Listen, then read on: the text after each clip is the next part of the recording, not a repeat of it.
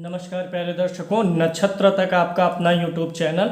आज ज्योतिष शास्त्र के कुछ गोपनीय सूत्र आपको बताने चल रहा हूं, जो बताएंगे कि आप कितने सफल हो सकते हैं। एक सफल इंसान की कुंडली में कुछ गोपनीय सूत्र मैं आपको बताऊंगा। एक ही वीडियो में सारे सूत्र कवर नहीं हो सकते। चलिए आज का कार्यक्रम शुरू करेंगे। लग्न कुंडली आपकी आपके सामने होनी चाहिए। ज्योतिष के गोपनीय सूत्र जो बनाते हैं सफल इंसान। यहाँ पर आप देख सकेंगे कि कौन सा ग्रह किस राशि का किस गिनती का स्वामी है। इस लाइन में आपको मिलेगा कौन सा ग्रह किस गिनती पर नीच होता है, यहाँ है। कौन सा ग्रह कहाँ उच्च होता है, एकदम नीचे है। आप इनको देख के जान और समझ सकेंगे। चलिए बारी बारी से 8 सूत्र मैंने लिखे हैं, आठों मैं आपको समझाता हूँ। अगर किसी भी कुंडली में किसी की भी लगन कुंडली में दशम भाव में कोई ग्रह है तो ऐसा व्यक्ति जीवन भर कुछ ना कुछ कार्य करने के लिए हमेशा प्रयत्नशील रहता है। राहु और केतु को छोड़ दीजिए, दशम भाव में राहु केतु के अतिरिक्त कोई भी ग्रह होगा, क्योंकि ये कर्म भाव है और कर्म भाव का खाली होना व्यक्ति को कर्महीन बना सकता है। इसलिए दशम भाव में ग्रहों का होना, कोई भी ग्रह हो, सूर्य चंद्रमा मंगल बुध गुरु शुक्र शनि, चाहे जिस राशि में हो, ऐसा व्यक्ति जीवन में निरंतर कुछ ना कुछ कार्य करने का प्रयत्न करता रहता है। भले ही असफल होगा, फिर से दोबारा अवश्य ही प्रयत्न करेगा। यानी दशम भाव में किसी भी ग्रह का होना अच्छा माना जाता है, इस बात की अपेक्षा कि यहाँ पर ग्रह ना हो। यानी अगर ग्रह नहीं है तो उससे बेहतर स्थिति है कि ग्रह हो, चाहे जैसी स्थिति में हो, चाहे जिस राशि में हो। दूसरा सूत्र मैं आपको बताता हूं, बहुत ही अच्छा सूत्र है। अगर दशम भाव में कोई ग्रह उच्च का हो तो ऐसा व्यक्ति जीवन में एक बार ऐसी उन्नति पाता है जो वह स्वप्न में भी नहीं सोचा होता है। मान लीजिए आपके दशम भाव में सूर्य है, किसी भी कुंडली में 10वें घर में कोई ग्रह होगा तो ये पहला सूत्र लागू होगा। यानी व्यक्ति कर्मशील रहेगा, जीवन भर कुछ ना कुछ करने का प्रयास करेगा और ठीक ठाक स्थिति में आएगा। लेकिन अगर 10वें घर में जो ग्रह है वह उच्च का हो तो ऐसे व्यक्ति को जीवन में अचानक से तरक्की और सफलता का योग बन जाता है। ऐसा व्यक्ति रातों रात यश कीर्ति प्रसिद्धि पा सकता है। अब दशम भाव में मान लीजिए सूर्य है तो सूर्य किस राशि में उच्च का होता है, एक। यानी अगर सूर्य लिखा है तो यहीं 1 नंबर की गिनती हो, अगर यहीं चंद्रमा लिखा है तो उसके साथ 2 नंबर की गिनती हो, अगर मंगल लिखा है तो 10 नंबर की गिनती हो, बुध लिखा है तो 6 नंबर की गिनती हो, गुरु लिखा हो तो 4 नंबर की गिनती इसी घर में हो, शुक्र लिखा हो तो यहीं पर 12 नंबर की गिनती हो, शनि लिखा हो तो यहीं 7 नंबर की गिनती हो। यानी ये उच्च राशि वाली गिनतियां और ऊपर ग्रह का मिलान करके देख लीजिए। अब यहाँ सूर्य है तो सूर्य किस गिनती पर होता है, उच्च 1। सूर्य 1 नंबर की गिनती पर उच्च होता है। तो अगर दशम भाव में उच्च का ग्रह हो तो ऐसे व्यक्ति का भाग्योदय अचानक से होता है और जीवन में कुछ ऐसी घटनाएं अचानक से आती हैं जो उसने कभी स्वप्न में भी ना सोचा हो और वही घटना उसे महान इंसान बना देती है। अगर 10वें भाव में नीच का ग्रह हो, यानी सूर्य चंद्रमा मंगल बुध बृहस्पति शुक्र शनि कोई ग्रह हो और इन राशियों में हो, सूर्य हो तो 7 नंबर गिनती, चंद्रमा हो 8, मंगल हो 4, बुध हो 12, भले ही नीच राशि में होंगे तो यह व्यक्ति अवश्य ही जीवन भर प्रयत्नशील बना रहेगा। हालांकि नीच होने से ऐसे व्यक्ति को कभी ना कभी जीवन में कुछ गलत कार्य करने पड़ सकते हैं। गलत कार्यों के द्वारा व्यक्ति के मान सम्मान पर ठेस लग जाती है अगर 10वें भाव में नीच का ग्रह हो तो। यानी ये सूत्र बड़ा कारगर है, आप आजमाइएगा। 10वें में कोई भी ग्रह उच्च का हो तो जीवन में कोई ना कोई एक काम आपका ऐसा अवश्य हो जाएगा जिसे आप सपने में भी ना सोचे हों कि हो पाएगा कि नहीं हो पाएगा। अब अगली चीज मैं आपको बताता हूं कि आपके भाग्य का ग्रह कौन सा है। भाग्य कर्ता बोलते हैं, भाग्य कर्ता ग्रह कौन सा है। देखिए कुंडली में भाग्य स्थान बोलते हैं 9वें घर को। ये पहला घर हमेशा होता है लग्न कुंडली में, पहला जो चतुर्भुज है ये पहला घर। तो 1 2 3 4 5 6 7 8 9 ये होता है भाग्य का घर। आपके भाग्य के घर में कोई ना कोई गिनती लिखी होगी। अब चलिए मैं मान लेता हूँ कि ये कर्क लगन की कुंडली है, यानी पहले घर में 4 है तो दूसरे में 5, तीसरे में 6, 7, 8, 9, 10, 11, 12, 1, 2, 3, ऐसे आपके भी सभी ग्रहों में घरों में कोई ना कोई गिनती लिखी होगी। अब यहाँ पर आप देखिए कि भाग्य भाव में 9वें घर में कौन सी गिनती लिखी है। यहाँ 9वें घर में कौन सी गिनती लिखी है उसका स्वामी देख लीजिए।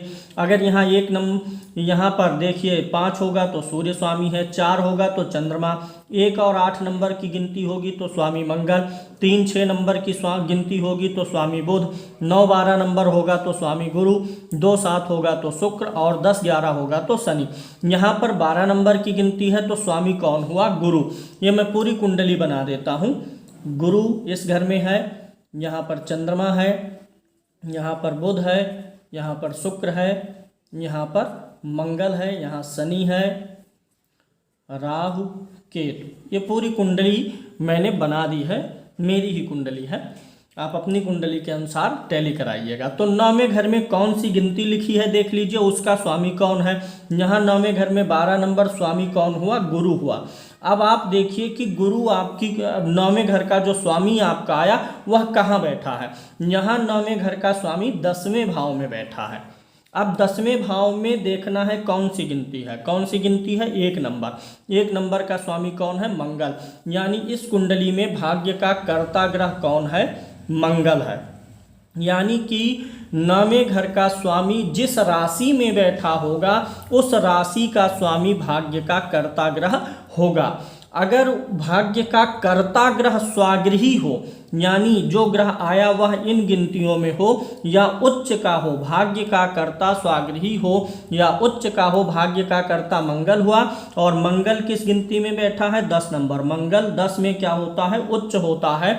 तो ऐसे व्यक्ति का महाभाग्यशाली योग बन जाता है। तो आपको देखना है कि भाग्य का कर्ता ग्रह कौन सा है।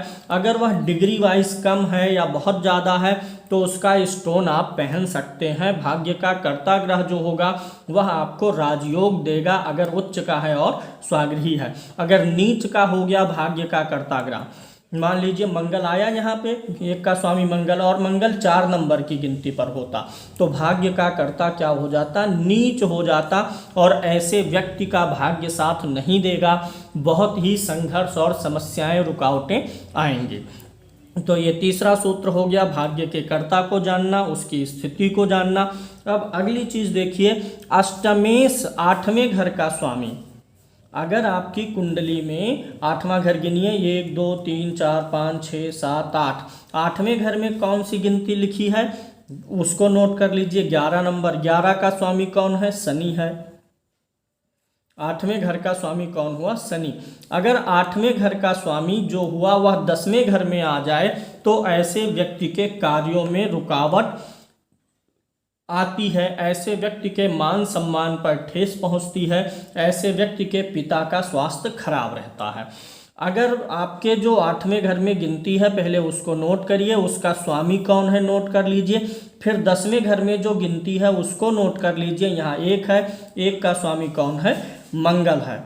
अब अगर 8वें और 10वें घर के स्वामी कहीं भी कुंडली में एक साथ बैठे हों तो भी ऐसे व्यक्ति के कार्य क्षेत्र में रुकावटें आती हैं। व्यक्ति को मनचाहा संघर्ष करने के बावजूद भी मनचाही तरक्की नहीं मिल पाती है। यानी अष्टमेश का 10म या दशमेश के साथ होना तरक्की में बाधा कारक हो जाता है। ऐसे में जो 8वें घर का स्वामी है उसकी वस्तुओं का दान करना चाहिए। आपकी कुंडली में अगले सूत्र पर चलेंगे। 5वां सूत्र जो है, 2 ग्रहों का नवम पंचम संबंध हमेशा अच्छा रिजल्ट देता है। किसी भी कुंडली में अगर कोई ग्रह एक दूसरे से 9वें और 5वें में बैठे हों तो दशा अंतरदशा अच्छा लाभ देती है। अब यहाँ देखेंगे, यहाँ देखिए दूसरे घर में केतु है। अब यहाँ से गिनिए कि इससे 5वें घर में और 9वें घर में कौन सा ग्रह है। 1, 2, 3, 4, 5। तो केतु से 5वें शनि है, यानी केतु में शनि का जो अंतर होगा ठीक जाएगा। 5, 6, 7, 8, 1, 2, 3, 4, 5, 6, 7, 8, 9। 9वें घर में केतु से जो ग्रह हैं उनका भी अंतर अच्छा जाएगा, यानी कोई भी ग्रह एक दूसरे से 5वें और 9वें घर में हो तो वे एक दूसरे के प्रभाव को, रिजल्ट को अच्छा बनाने का प्रयत्न करते हैं। अगर आपकी कुंडली में सूर्य और चंद्रमा बलवान है तो अपने आप में एक राजयोग है। कुंडली में आपके ढेर सारे राजयोग मिल जाएं, लेकिन सूर्य चंद्रमा कमजोर हो जाए तो राजयोग भंग हो जाता है, क्योंकि सूर्य हमारी आत्मा है और चंद्रमा मन है। जब किसी की आत्मा और मन कमजोर रहेंगे तो पूरा तत्व बिगड़ जाता है और राजयोग का प्रभाव नहीं मिलेगा। किसी भी कुंडली में सूर्य का बलवान होना, यानी सूर्य नीच राशि में ना गया हो, सूर्य पीड़ित ना हो, 6-8-12 में ना हो, चंद्रमा अस्त ना हो, शुक्ल पक्ष का हो, बलवान किरणों से युक्त हो, 6-8-12 में ना कमजोर हुआ हो, तो सूर्य चंद्रमा का बलवान होना अपने आप में एक प्रकार से राजयोग है। किसी भी कुंडली में सूर्य जहाँ है उससे 7वें घर में 1 2 3 4 5 6 7 7वें घर में चंद्रमा हो तो चंद्रमा बहुत बलशाली होता है, चाहे जिस राशि में होगा, भले ही नीच का हो, किरणों से युक्त हो जाता है, बहुत अच्छा प्रभाव देने लगता है। यानी राजयोगों का फल लेने के लिए सूर्य चंद्रमा का बलवान होना जरूरी है। 10वीं में नीच ग्रह मैंने बता दिया पहले ही, अगर 10वें घर में कोई नीच का ग्रह हो तो ऐसे व्यक्ति को जीवन में कुछ ना कुछ कलंक अवश्य मिलता है। हालांकि ऐसा व्यक्ति सतत प्रयत्नशील रहता है। अगर आपकी कुंडली में उच्च केंद्रस्थ शनि, आखिरी सूत्र है, केंद्र स्थान में उच्च का शनि हो। केंद्र स्थान किसको बोलते हैं? पहला घर, चौथा घर, 7वां घर और 10वां घर। अगर केंद्र में उच्च का शनि होता है तो पारिवारिक सुख में कमी कर देता है। खासकर अगर चौथे भाव में 7 नंबर की गिनती पर शनि हो, या फिर लगन में 7 नंबर की गिनती पर हो, सप्तम में 7 नंबर की गिनती पर हो, इन 3 घरों में विशेष परिणाम विशेष रूप से पारिवारिक सुख में कमी कराता है। जो आपका निजी पारिवारिक दाम्पत्य जीवन है उसमें कमी कराता है। और एक चीज़ और नोट करिएगा, अगर शनि यहाँ पर हो, लगन में उच्च का, चतुर्थ में उच्च का या सप्तम में उच्च का हो, तो ऐसा शनि कोई ना कोई एक ऐसा कांटा चुभो देगा जिसका मलाल आपको पूरे जीवन भर रहता है। कुछ ना कुछ ऐसा होता है, सूल आपके हृदय में दे देता है शनि, जो पूरे जीवन भर आपको टीसती रहती है। तो आज के कुछ गोपनीय सूत्र यही थे। फिर मिलेंगे कुछ और गोपनीय सूत्रों के साथ। लाइक करिए, शेयर करिए और सब्सक्राइब कर दीजिए। जय श्री कृष्णा, जय श्री राधे।